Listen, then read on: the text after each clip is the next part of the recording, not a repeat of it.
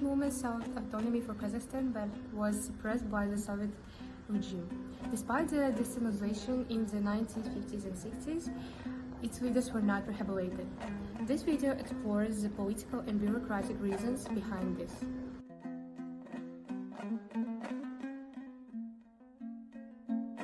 Context and ideological constraints.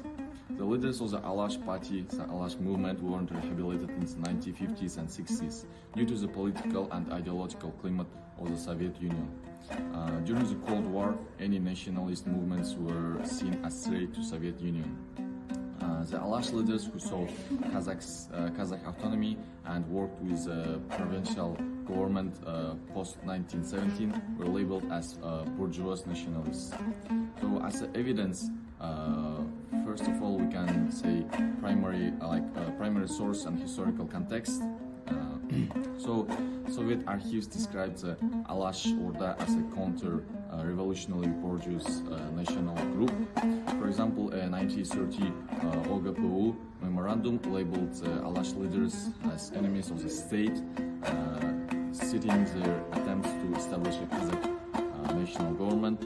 This negative view persisted into the 1950s and 60s, reinforced by Soviet historiography.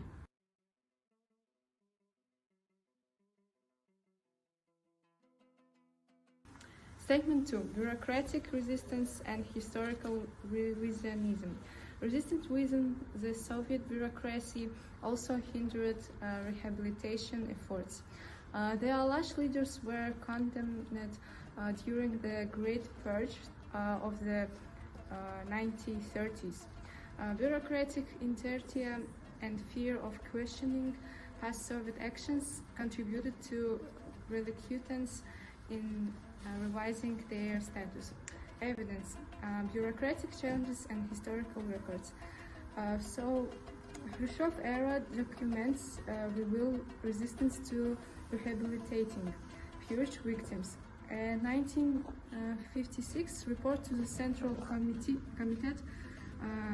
highlighted concerns about the political impact of such rehabilitation, stressing the need to justify past repressions. Interviews with Alash Orda survivors and their families show ongoing bureaucratic obstacles and stigmatization. Conclusions: the Alash leaders were not rehabilitated in the 1950s-60s due to the political climate of suspicion towards nationalism and bureaucratic resistance to revise the Stalinist-era judgments. Their portrayal as counter-revolutionaries persisted, reinforced by Soviet historiography and bureaucratic inertia.